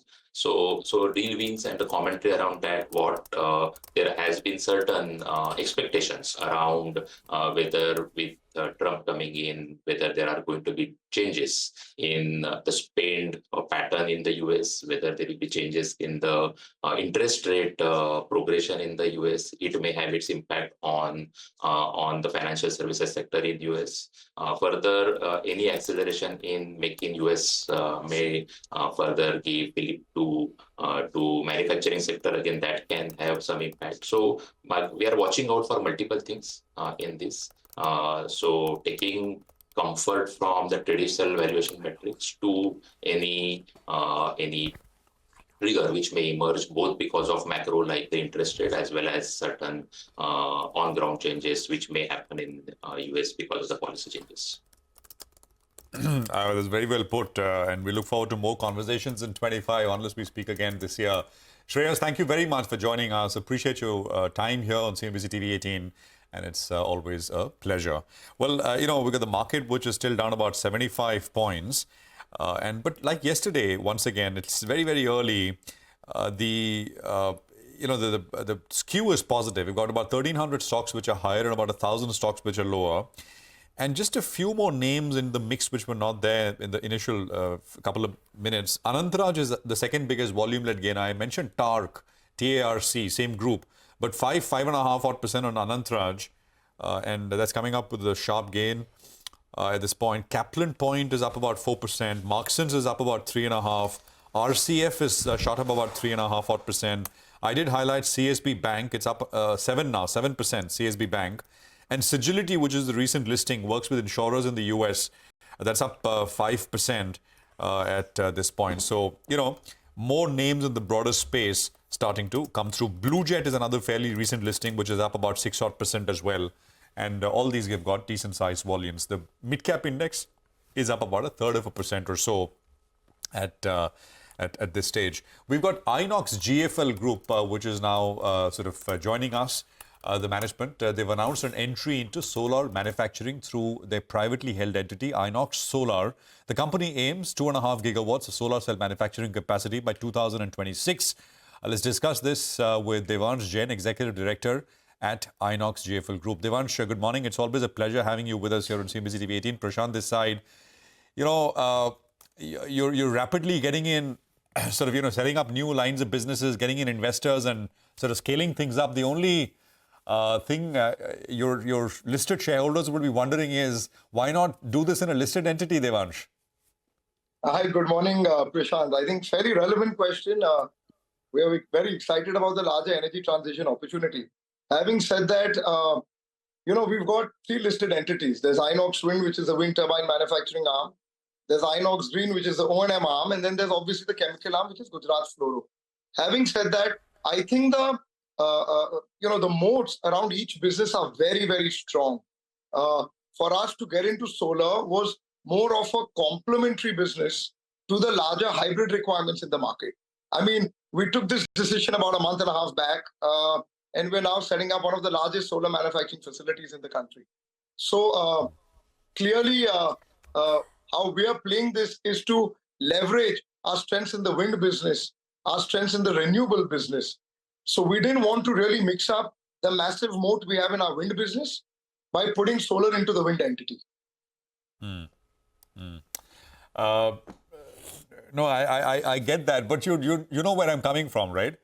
Solar cell manufacturing is, of course, I mean, recently the government announced protection for the sector. There are other players as well, and with the protection, suddenly it's looking very, very viable. And of course, I mean, modules, there is overcapacity. Cell, of course, we need to grow as an industry quite a bit more before we are able to service demands, etc. But back to the basic question, I mean, did you think of how to structure it in a way that perhaps, existing shareholders could also participate?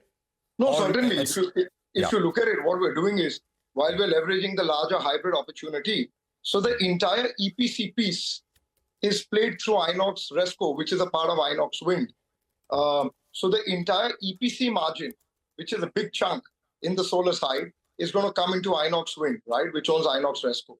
The entire O&M opportunity is going to go into Inox Green, which again is owned through Inox Wind. So we've not replicated the EPC piece and the O&M piece. What we've done is we've kept O&M separately. And, trust me, we've been through this multiple times across investors. When certain businesses do really well, investors tell us, why don't you club it into the same entity? And God forbid if something doesn't do well, or if there are other issues which come up, we always said we didn't want you to put that into that entity. If you look at it, today, Inox Wind does not depend on any government subsidy. We stand on our own feet. The wind sector has no government support subsidy. I mean, there's a huge growth opportunity ahead. But if you look at the solar side, there are crutches. You've got ALMM, ALCM, etc. Otherwise, imports from China would be about 30-40% cheaper.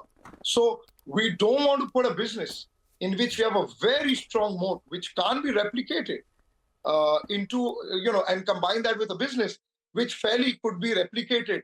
Of course, you would need 1,000, 2,000 crores of equity to build this business out, which is fairly easy for large groups. Just one last question from my side. Any way to put a value to this business? I mean, are you looking to bring some set a benchmark valuation? And by when will you take this public? And by when? So what we've done is we've got a holding company called Inox Clean. which owns our privately owned IPP arm, IGRA Renewables, where we'd raised capital from 5 of the marquee investors in India who are large names. This was in the public domain. There was a 350 raise for a single-digit stake. And now in Inox Solar as well, we will be announcing, we've tied up some amount of capital. We've pumped in capital as promoters. That's happening at a very, very healthy valuation as well. But again, I think overall, the aim would be to probably list this company maybe a year, 2 years down the line, which combines our entire solar play and our IPP play. We're rapidly building out capacity. We've got about almost 800 megawatts under construction at this point in time. We have a pipeline for another gigawatt and a half.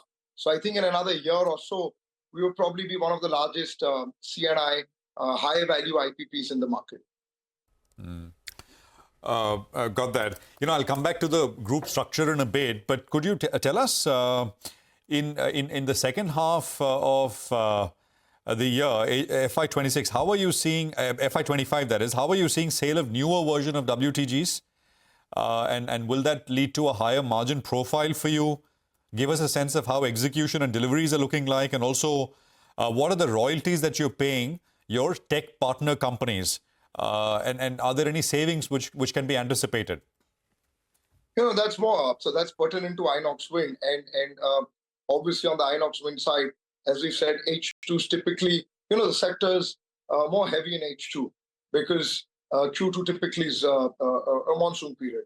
And I think we're well on track. We've guided for about, doubling revenues or quadrupling revenues this year compared to last year. And I think we're well on track. We guided for close to 800 megawatts this year. I think we remain well on track for that. We did about 376 megawatts last year. We've guided for about 1,200 next year. And I think we have a very, very strong order book to that extent. We currently have a 3.5 gigawatt order book.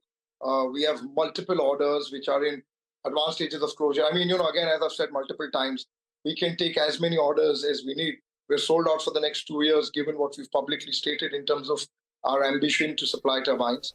And, when it comes to margins, we've, in the recent quarter gone by, we've upgraded guidances from about 15% EBIT to about EBITDA to about 17%. And we've put the caveat that we potentially look at further upgrades as we get along the way. So I think we've already upgraded volume guidance, profitability guidances 2 or 3 times over the course of this year. And I think we remain steadfast and, fairly clear that there's a much larger upside to the business as we move forward.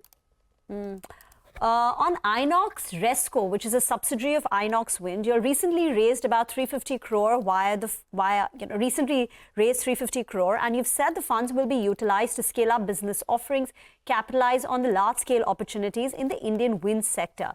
So can you tell us a little bit more about the opportunities? What is the capex that you've planned, the ambition, the liquidity, and any listing plans for Inox Resco? Sure, Ima. So, I think what we've done is, which is already in the public domain, we announced from Inox Green, the O&M arm, we are demerging the substation business and combining that with Inox Resco. What that does is puts all the infrastructure assets under the same entity. And Inox Green gets a very lean balance sheet. So it increases its profitability to that extent because the entire depreciation gets eliminated. Coming to Resco, with all the clubbing of infrastructure assets, there's a huge play for us under 2 or 3 scenarios, right? One, given our foray into solar and the massive hybrid requirements in the country, we see a huge increment upside thanks to hybridization. Given the fact that we have about 5 gigawatts of project site inventory in that entity, we have about 3.5 gigawatts of commissioned wind assets, which can be leveraged to play out solar further. I think that's something which is fairly invaluable. You put a number to it, that could be worth another 2,500 crores. Number one. Number two, we've announced that we are getting into our own cranes.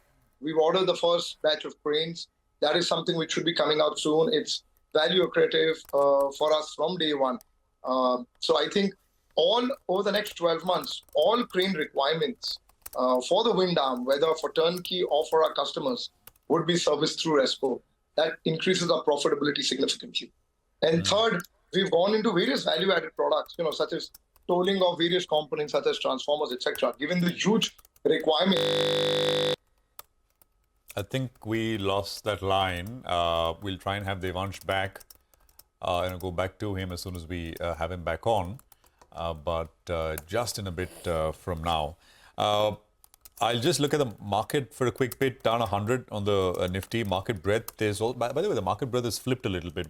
More number of stocks are down as compared to stocks which are higher at this stage. It was the opposite even 10 minutes ago. You got about 1,300 down and about 1,100 higher. It was exactly, the other way when I last looked at things.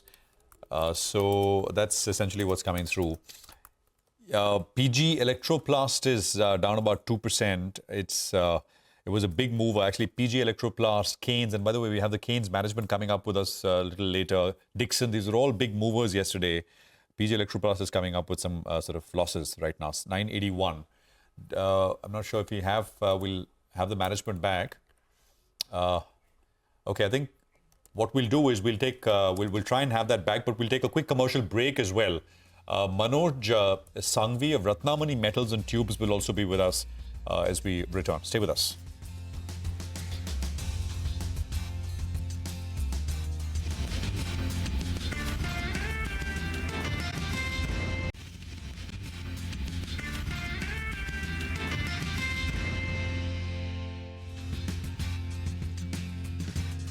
Welcome back. Well, Ratnamani Metals, that's the next stock on our radar. We have with us Mr. Manoj Sanghvi, the CEO at Ratnamani Metals, who joins us on the show. Hi, Manoj. Good morning and good to see you after a while. Well, the stock has gone through a phase of consolidation. So your investors will be wondering, after the kind of wealth you've generated for them in the last few years, what's the way ahead? So let's get straight to that.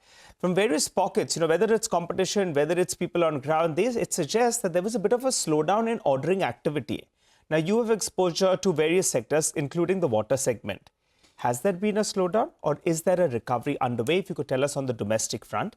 And also, I wanted to understand on the exports front, actually, you're doing quite well, both on the carbon steel as well as on the stainless steel pipes. What's happening? Demand is better or because of your capacity addition, you're doing well? So, morning and thank you for having me. Yes, the domestic market especially for oil and gas is subdued at the moment, but at the same time, the water and the process industry, it's doing good. However, if we see the current order book, the pickup, what we see is from the exports, especially from the Middle East and the European sector. Okay, all right. So exports is still very, very good. If I look at it as a split up of your order book, it's nearly around 50%. So is the market itself doing very, very well, or are you doing something special, including your capacity addition? No, we are seeing a lot of demand especially from the Middle East. A lot of projects in the oil and gas segment. So that's what has taken the order book. Historically, our order book, normally it is 30% exports, but now, as of today, it is almost 50-50. Got it. Give us an updated order book number then, Manoj. We are 45 days post-November. I think the last updated number that we have is 2,960 crores. What's the updated number? And I think quarter four is when you expect a larger number of orders. So what is your expectations? If you would give us a broad potential on the bid book and split it up for us, in terms of, you already told us 50-50 in exports, but CS and SS, what is the split? So, as we speak, our order book is close to 3,050 crores. If I break it down between carbon steel and stainless steel, it follows, what generally is the breakup between 35 to 40% stainless steel and balance being carbon steel. Got it. Now, you're sounding that things are improving on ground. But the first half of the year, Manoj, was very, very soft. There's a degrowth that we've seen out there. Margins as well, if I pull up a trajectory, it's come down. Last year, maybe there were unnatural margins when at one point of time you did 18, 20, 21% as well. And that's come back down. So tell us for this year, given the soft start to the year, what kind of a revenue number are we looking at for this year? And on that sort of a base, what kind of a revenue number we will target in FY26? And also, what about margins? What should be the broad range that you work with? Because some of the segments will have lower margins, some of them will have relatively better margins, like the stainless steel division. Please go ahead. So the revenue guidance for the year on standalone basis, we still stand at 5,000 to 5,200 crores. With the margins of mid-teens, it can go anywhere between 16 to 18%. That's our guidance on standalone basis. Okay. All right. And on that base, what should you be looking at for the next year? So with the current capacity what we have, maximum what we can do is close to 6,500 crores. So a 10% growth year on year for next 2 years for sure is what we can target. Got it. Okay, 10% growth out there. Manoj, your pipes division is bulk of your business, but you have a couple of other subsidiaries, which you all were indicating that that's likely to grow up. So non-pipes as a percentage of your mix, how much can it go up to? And also if you could tell us particularly on Ravi Tech. I recall you acquired that company. Then you had told us during the last interaction that we had, you're looking at scaling up that business with margins improving as well. So for Ravi Tech, what kind of a number are you looking at? Non-pipes as a percentage of your mix, and Ravi Tech in particular, how does that scale up? So Ravi Technoforge, this year we will be doing anywhere between 280 to 300 crores. And next year we plan to have 20% growth on revenues. Margins we have seen a little slowdown especially because of Europe. But going forward, things and the schedules what we are receiving, it seems to be quite promising. But Ravi Technoforge, that was supposed to be a big driver. I think you were earlier guiding for around 500 crores, much earlier. I think 25, 26 is what you were talking about. When do you think you get to 500 crores of revenues on Ravi Technoforge? So between 450 to 500 in another 2 to 3 years is so 20% year-on-year growth for the next 2 to 3 years. So anywhere between 450 to 500, say between 2 to 3 years. Okay. And what would this mean in terms of margins, since non-pipes is going to grow at a faster pace in comparison to pipes on a much lower base? So as a percentage of the mix, how much is non-pipe? Now we talk about consolidated because we're including non-pipe as well. What could it contribute and what does it mean on margins?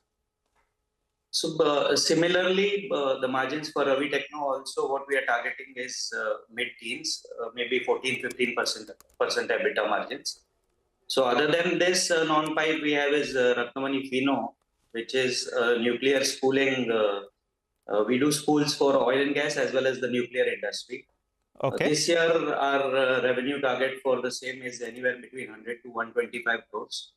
With margins again being on high teens. Okay. Okay. All right. And that you had a carbon steel segment, the new mill that had to come on board in Odisha, that's come on board?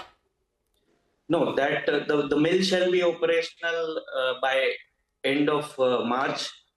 Okay. And the approvals and the licenses, everything all put together by 30th of June. Got it. Final question, Manoj, before we let you go. Nalanda India Fund, they have been invested for very, very long. And they obviously are sitting on big, big returns. But just earlier in December as well, they sold around 1%. You had, I think, SBI that came in there and picked up bulk of that. And that appears to be some kind of supply pressure on the stock. Last 1 year, I think the stock is unmoved. Have you spoken to them? What's their intention? Do they want to hold on? Do they want to cash out? If you could give us what feedback you have got. I mean, best would be if you call somebody from Nalanda to speak That's on true, it. Yes. That's true, Manoj, but you'll have a sense, right? Because they have been investors and they have sitting on We have spoken to them. It was not their intent to liquidate, but then redemption is something which they have to give to the existing investors. And that's what we hear from them, that considering the redemption of various investors, they have decided to part away with some stocks. And unfortunately, Ratnamani was one of them. But we have other good investors coming in. So that's about it. All right. Thank you. Thank you very much for joining in. That's the word coming in from Ratnamani Metals. Moving on now to the next discussion. Now, if you remember, India's November trade deficit hit a record high, primarily due to weaker exports and more imports. And exports were weak across the board. I think the only exception was electronics. Electronic exports were on the higher side, and one of the key drivers for that has been the EMS space, electronic manufacturing space. And also, there are reports that India's Ministry of Electronics and Technology, MeitY as we call it, is likely to seek Cabinet's approval for a 40,000 crore incentive package, mainly targeted towards the non-semiconductor electronic components. So let's, take this discussion forward with Kaynes Technology. In a Nomura note, they also suggested that the government is targeting to increase the local value addition from 15 to 18% to 35-40% over a 5-year period. Jairam Sampath, whole-time director and CFO at Kaynes Tech, is now with us on the show. Thank you very much for joining in. First, have you heard on this 40,000 crore incentive package? Has there been any discussion on the government? Are they considering it? Is this likely? Good morning, and thank you for having me on the show. So this news has come saying that government has approved, but I think the details have to be worked out. I'm sure that will come out in some time now. So basically, this is for components industry to kind of catch up with the business here in India, so that they can support all the other EMS players within the country. And PC board, we have a project in the PC board, especially the high density PC board and fabrication. So I think that may benefit from this kind of policy initiative as and when it comes out. Are there any other electronic components that you would look to enter into? So at this point in time, as part of our strategy, we are there are two new projects that we have done, which is OSAT, which is semiconductor assembly, and then the second one is the PC board fabrication that we are trying to do. So in addition to that, at this point in time, we are considering several other opportunities, but they are not in the basic component space. They are more into modules and other things. But we do believe that as part of our strategy, we must deepen our technology presence. And just being an assembler is not going to be sufficient for, say, meeting the growth aspirations of all the stakeholders that they have on the company. So we are actively looking at adding to our repertoire so that we become a fully integrated EMS player with some niche areas where we can add more value. And they probably will be related to semicon industry itself. So first we have to get our semicon factory going. We are in the process of setting up the buildings and etc. So in the coming year, we can do the proof of concept, as well as by Q4 of next year, we will probably have the commercial production going. Yeah, by the time we'll finalize some other, let's say, modules, etc., that we are interested in, we are actively looking at partners and so on. Jairam, hi, morning. Just a couple of questions, Prashant here. First, the component business, right? I mean, that's going to be higher margin than just pure assembly as you start to manufacture, some of these components here. Not just for you, but for everybody else. What's the for Kaynes, say a year out or whenever it starts to build out? What will be the share of components as opposed to just assembly? So one of the components that we actually, I think a PC board will be considered as a component because it's part of a major import from outside of India. So typically in a 100 rupees sale, about 8 to 10 rupees is the cost of the PC board. So obviously we will gain something there, and these PC boards, especially the ones, most of the ones that we use are all high density and multi-layer boards. So that's what we are also setting up capacities for, partly for taking care of our own requirements internally, and partly for exports. So that industry will certainly benefit in terms of initial, let's say, help that government gives for 4 to 6 years time frame through a PLI scheme. And we will have to look at the details of this policy initiative, exactly what are the components that they are going to cover. And based on that, we can probably make further, but it's going to be beneficial for all the EMS players, especially those who consume a lot of PC boards and so on. I think there is some regulatory. Like you mentioned. There is some regulatory protection as well, right, for these PC boards now? I mean, basically to prevent against dumping? Yes. Yeah, anti-dumping duty is being levied. But see, the tariff barriers and all of these things, they are all short-term measures to give some breathing time to the manufacturers. But ultimately, manufacturers who think about future and actually have the right capacities. So this is an attempt by government to give us some time to catch up. But in terms of long terms, you always look at the long term. See, 1, 2 year, 3 year, 4 year, we can somehow manage through these initiatives. But beyond that, we must actually be in the right kind of technology space. So even if we put components, let's say for semicon assembly, we are targeting to put bulk of our capex into advanced packaging. Similarly, in PC board, we are attempting to do high density interconnection boards. So Jairam, what is the size of the what is the size of the PC board which are sold here in India? The size of the market by value, and what's the share of the market that you can take at Keynes, according to you?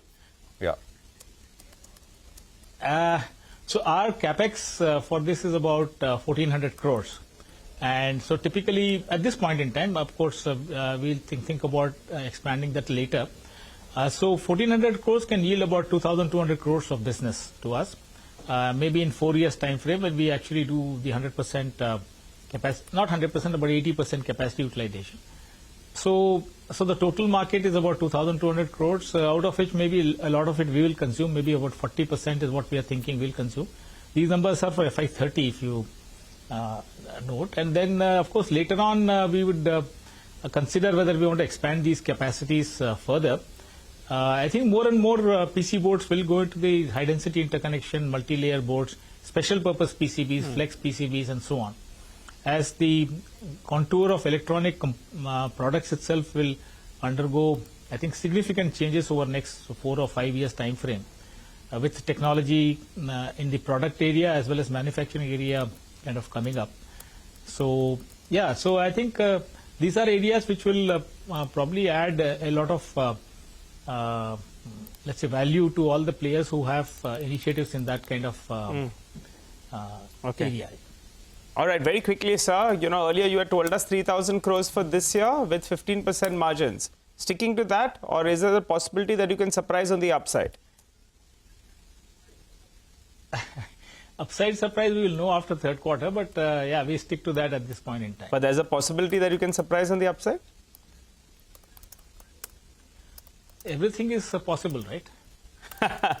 Then we'll have to wait by for that. And also a quick word on the smart meters. Yeah. I recall you had said that you're looking at hitting around 1,000 crores. Could you tell us by when could you hit that 1,000 crores? And it could contribute, I think, 10 to 15% of your total mix is what you were gunning for. Give us a timeline roughly about this projection that you have. Yeah, so obviously 10% and 10% and 1,000 crores are not compatible with each other, because given the kind of numbers we have. At this point in time, maybe about 300, 400 crores of business we'll do this year, and in the coming year we'll try and ramp it up. So we are also putting together the, let's say, the final plan for the next year now. Before the fourth quarter, we will probably launch it. So yeah, it will get there, I think, in a year or two's time.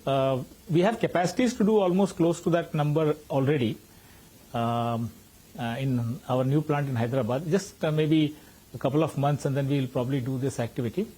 So yeah, by FY28, maybe FY26, FY27. Okay. No, FY27 itself we can get 1,000 crores. Yeah, large number. Yeah. Just one last question, Mr. Jairam. You said the OSAT will come up by fourth quarter of 26, right? I'm looking at estimates for profits for FY27. So, it's like a linear 26, so 24 was about just under, I'm rounding off, 200 crores, 25 is 300, 26 is 400, 27 is about 500 crores, FY27. Should we go with these numbers broadly? Yeah, maybe, yeah. Yeah, there would be an upside on profits, because what happens is once the turnover increases, there are some benefits in terms of operating leverages and so on. Even the other working capital burdens also come down. So yeah, it's safe to go with these numbers. Yeah. All right. Thank you. sir, for joining in. That's the word coming in on Keynes Technology, on PC boards, the electronic components, OSAT, as well as smart meters, and the guidance for the future. Get into a break. By the way, for the Nifty, we've drifted lower now to 24,500. So from a 100-point cut, we're now down 160 points, and the sensex too has extended the fall to more than 500 points. Banks are weak. The Nifty Bank is down 400 points. Get into a break. We'll come back and talk commodities.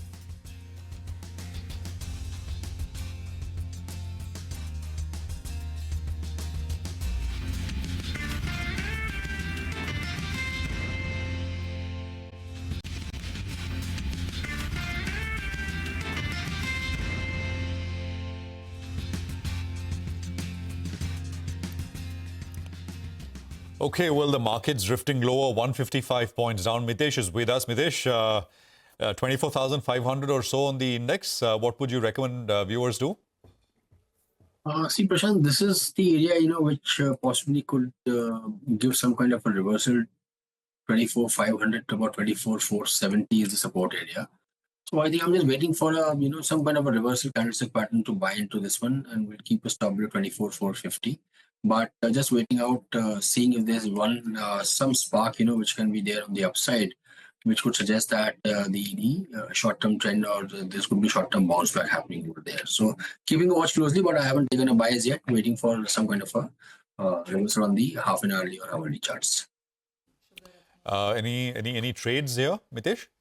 Yeah, so I think real estate is a sector, which continues to do well. Yesterday also we had some buy calls over there. I think that's a sector, which traders can look at to go long, and Lodha Developers was a recommendation earlier as well. Now can be bought a flush with a stop at about 1485 for targets of 1580. And on the stock side, on the other side is IT sector stock emphasis with a disclaimer that I have some long positions, long biased futures and call spreads over here. So buy with a stop at about 3190 for targets of 3280. Got that. Thank you very much, Mitesh, for that. So those are some trading ideas coming through. Commodities in focus. Manisha is standing by with what is top of mind. Manisha, good morning. Morning, Prashant. Well, I'm taking a step back and looking at 2024, and the best performance still comes in from the precious metal prices. You have gold and silver up by nearly 29 to 30%. It has been strong buying from the central banks, and even as the dollar index is trading on the higher side, the gold and silver prices have held on the upsides there. And even with the rupee trading at 84.90 at this point in time, well, the Indian markets have seen better returns coming in here. So if the gold prices in the global markets are up by 29%, for the Indians, it's up by nearly 35%. Come to the metal space, and here you have seen the best performance actually come in from zinc with 15.5% there. The demand is good, the investment has been weaker, and you are looking at inventories continuing to decline as well, and that has been supporter. Aluminum and copper also saw something between 7 to 7.5% of gains in this year until now. We also have seen good gains come in for the tin prices. What did not do well this year until now is nickel and lead. Higher inventories, especially coming in from Indonesia, and weaker demand led to real declines, especially for nickel prices, where you saw the volumes continue to decline for LME was yet another factor there. Take a look at the ferrous metals there, and the picture here continues to be bleak as well. The weak China data, the housing numbers, manufacturing data, factory activity, and even with all those stimulus measures, this is a sector that did not see much improvement. And interesting, because when you look at the Chinese steel prices, they were down 16%, but the US steel prices, the HR steel that is down 38% in this year until now. And that pretty much is a scenario for the iron ore prices also. The Chinese iron ore down 18%, but the iron ore prices in the US markets declined by 33% in this year until now. And there's just so much to watch for as we get into 2025. The first quarter itself, the markets would want to know on what the new US president does in sense of that potential US-China trade wars. Markets will watch out for volatility in sense of shifting policies, tariffs. The currency markets have been quite volatile as well. And then it also is going to be about on what we see in 2025 in sense of EV demand, decarbonization. And then the markets are also looking at supply constraints there. The fluctuating global demand and supply and uncertainties coming in from China would be something to watch for as well. And the investment demand is going to be quite important because that would tell you on how the inventories will shape up. But even before that, and before I can tell you what 2025 can look like, the markets will today hold their breath and watch out on what the US Fed meeting really delivers. While there is a 93% probability of a 25 basis point rate cut, but the most important statement coming in from the US Fed is going to be for outlook in sense of policies for 2025. Absolutely, and will be closely watched. Manisha, thank you very much for that. Cipla is kind of flattish now. Markets, of course, down 150 at the day's low. Vinny is here to revisit this one. Vinny, morning again. Good morning. So yes, Cipla was one of the stocks that was buzzing in trade this morning. As of now, flattish like you mentioned. But we've seen Kotak upgrading the stock to a buy from a previous ad. Though they've reduced the target price by 25 rupees, the new target price is 1,725 rupees. What are the factors and why do they like Cipla today? They said that, despite the delay that one is seeing in the generic drug Abraxane, by mid-2026 is now when the launch is expected. Despite all of this, they expect this to be a good opportunity for Cipla going forward. A good terms in terms of revenue that Cipla will get from this drug will be quite positive for them. Plus, a lot of slew of other drug launches that they have planned in the next 2.5 years in the US market will be a big opportunity. Recovery in the domestic market is key to watch out for. They're expecting good recovery on this front for Cipla, as well as they're expecting a change in terms of the mix and more focus towards chronic mix, which will in turn help Cipla in terms of the margins. Other than that, when you look at it, Kotak has actually cut the EPS by 1 to 3% for FY25 to FY27. But what they're saying is that the current PE, which is there for Cipla, that is baking in and pricing in all the concerns that one is watching out for in terms of delays. All right, Vinny, thank you very much for that. As that Cipla in focus there, we take a quick commercial break here. We'll come back with our special segment, Outlook 2025. My colleague Lata speaks with S. Narain of ICICI Pru AMC on how Indian markets may pan out in the new year. Stay tuned.